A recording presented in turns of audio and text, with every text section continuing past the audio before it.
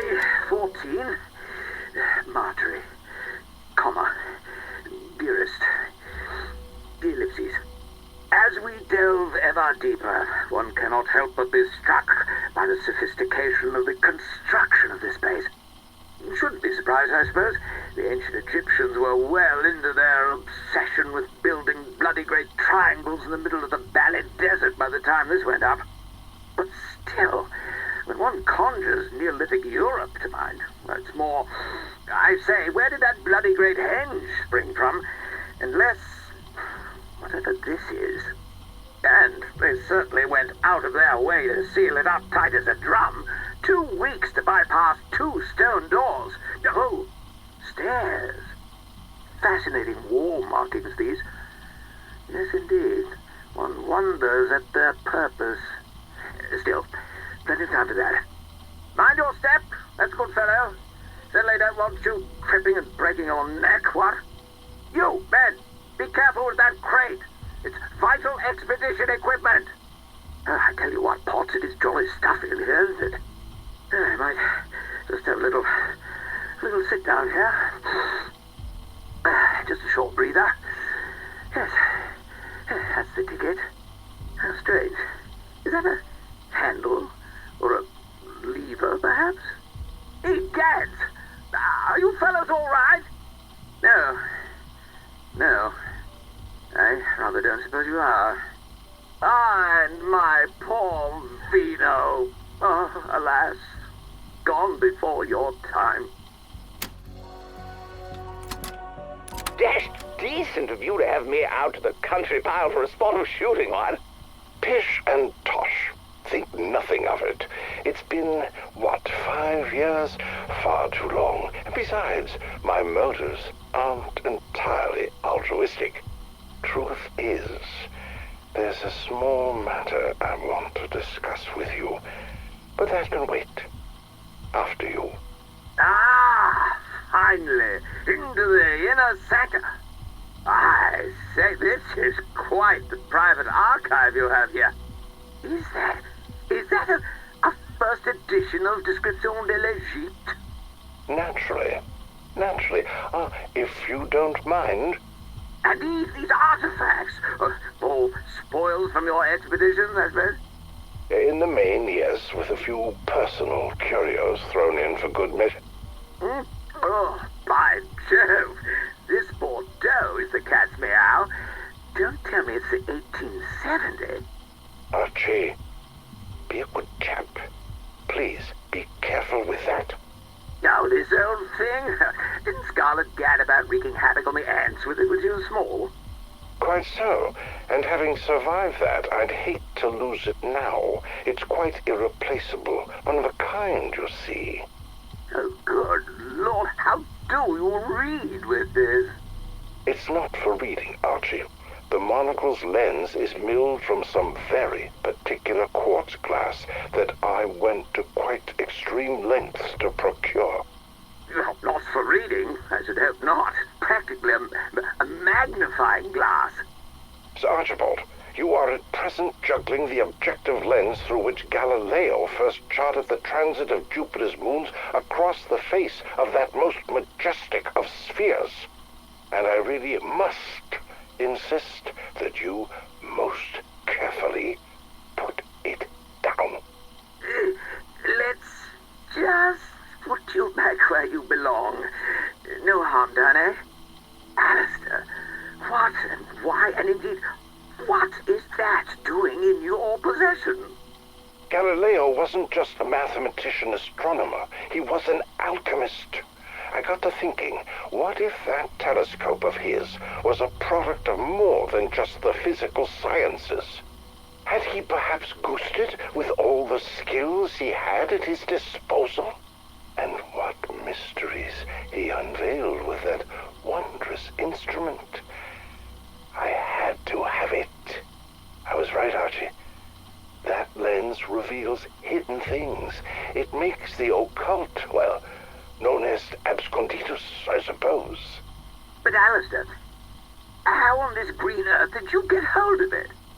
That, Archibald, is a secret that shall ever remain between myself a museum in Florence, and a certain Mr. Stanton Shaw, Esquire.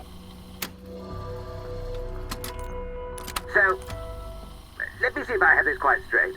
You want me, Sir Archibald Fotherington Smythe, renowned archaeologist and peer of the realm, to go grub around in some tawdry, run-of-the-mill Roman ruins on a burial mound in the south of France that none of the locals will go anywhere near? That's about the size of it, yes. And if I find that, what did you call it, sentinel artifact, that I'm to bring it to you, not publish, not alert the happy scribes of the Royal Archaeological Review, not mark the occasion with even an inch of print in the Times? Seems like you have the measure of it. Yes. Well, no. I mean, it sounds hateful. I shan't do it. Oh, look, old man, not to put too fine a point on it. What else are you going to do with your time? The Egyptian government aren't going to grant you a permit for your own dig. Not so soon after that mummy business. Now, look here. I told you I genuinely thought that mummy was one we'd excavated fair and square. Archie, it belonged to the Egyptian Museum in Cairo. This thing was right next to our cargo on the dock. And it was intended as a gift from the people of Egypt to the King of Spain. But they all barely well look the same. When you were seen waltzing a 2,000-year-old mummy around in broad daylight, singing a rugby song about the daughter of a local tradesman. Well, I had rather a lot to drink, I will admit that. We've known each other a long time, Archie. We go back, don't we? Oh, I should say so. Wasn't old Flinders dig at Tanis? 1885. I remember because I missed Scarlett's birth for it. My wife was furious. But Archibald O'Bean, my point is this. In all that time, have I ever steered you wrong? No, I suppose you haven't. Well, what say this? You take the expedition, and I'll be sure to smooth things over with the Egyptian authorities. We'll have you back in the sandpit in no time. And you'll cover the cost of the whole dig? Absolutely. First-class steamer cabins and champagne all the way. All this sentinel jazz seems jolly important. Why aren't you handling it yourself?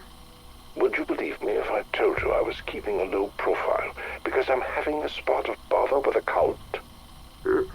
Probably not. Tell you what, if you'll throw in a couple of cases of that saucy 70 claret, we have ourselves a deal. You know how to squeeze a fellow dry. Deal. Excellent. Well, I shall commence my preparations at once. Pots! Damn your eyes, man! Where the devil are you? Load the motor car! We're off! Archibald! Sir Archibald! It's after 2 in the bloody morning! Best of British, old man. You will most assuredly be needing it.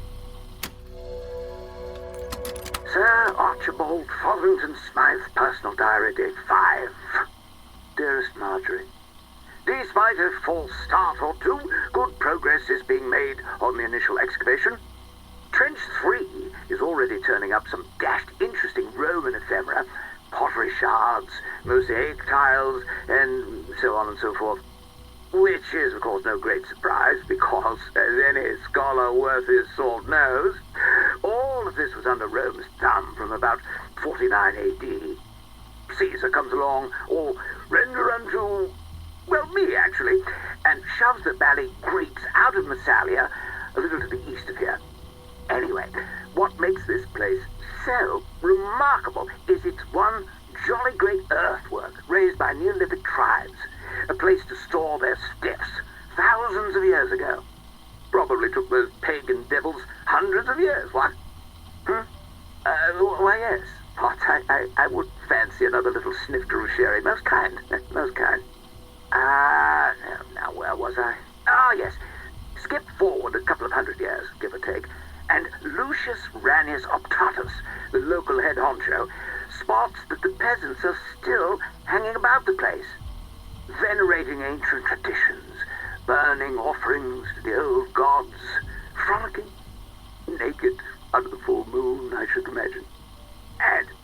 And so Optatus declares, no more, I say, levels the top of the mound, builds a shrine and his own tomb, complete with his own physog cast in copper, and has his legionnaires round up the locals, demanding that they worship him as a living god. So, when they say, we'd rather not, old boy, he butchers them, then sends his men down into the depths of the earthwork to desecrate everything they can lay their hands on.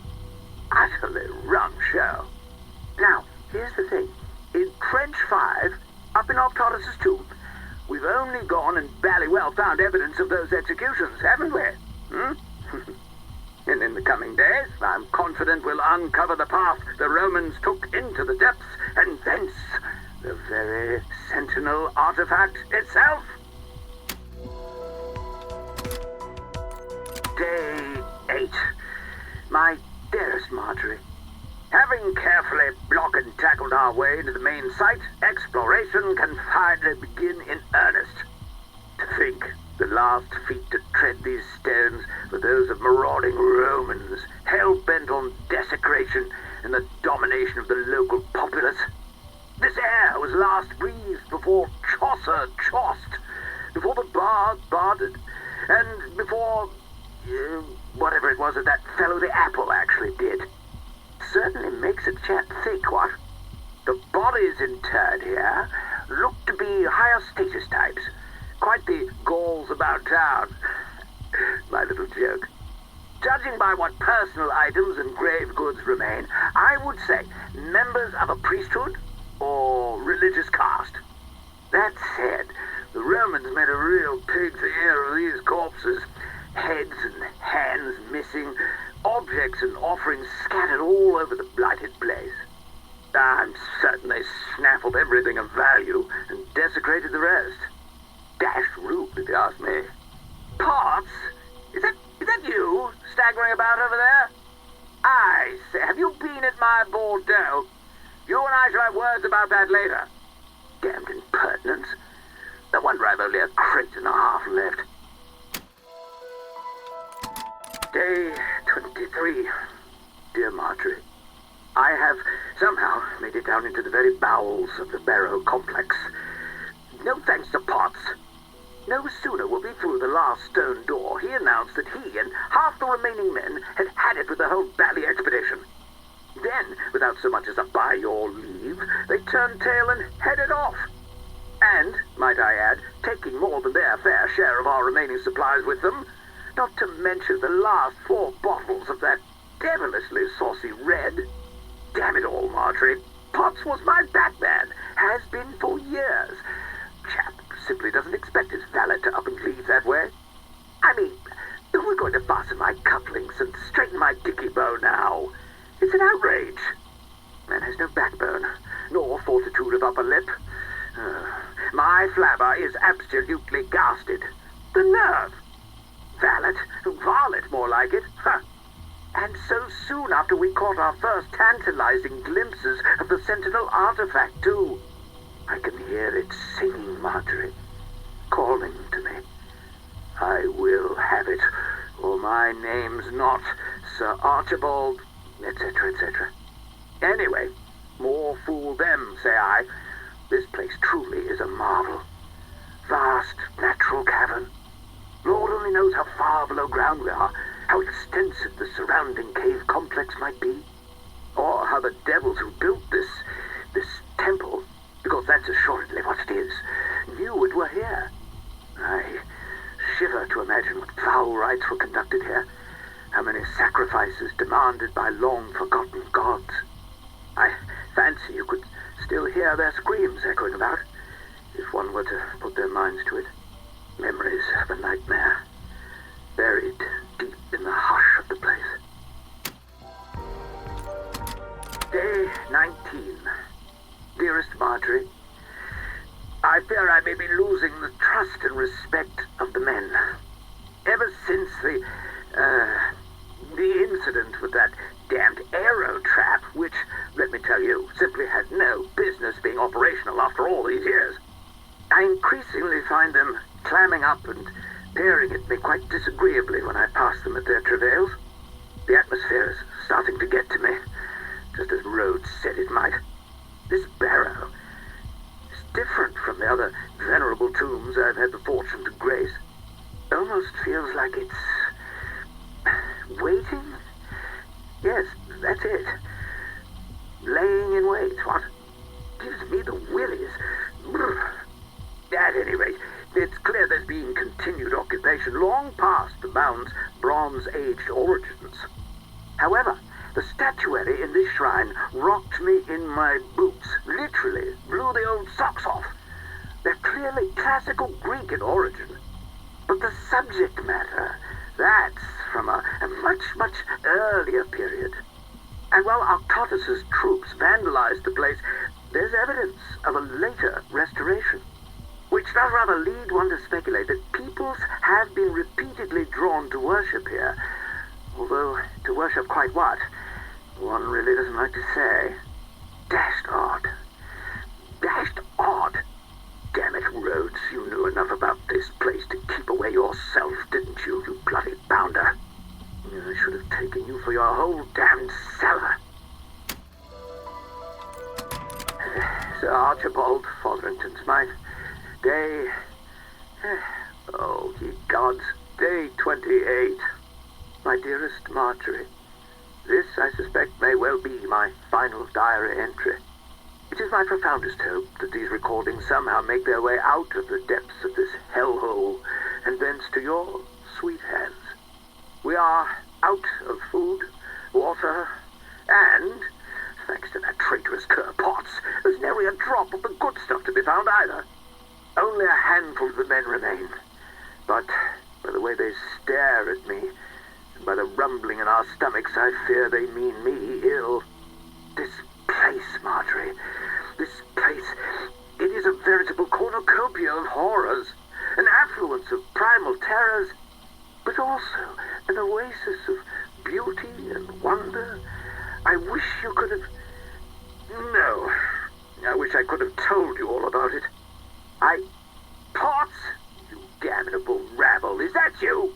By Jove, you'd better have at least 2 bottles of my claret with you by way of a peace offering, or, I say, awful pallor you have there, old man.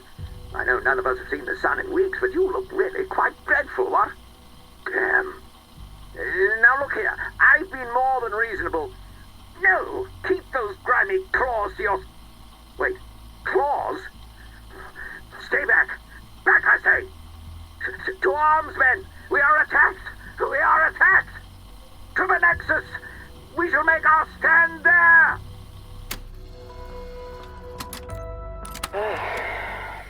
So you got any plans after this? After what, exactly? The whole bringing your friend back with the help of Hell's tech support thing? You know, I really don't. Thought that might be the case. I haven't just gotten off the revenge wagon myself. You have that look about you.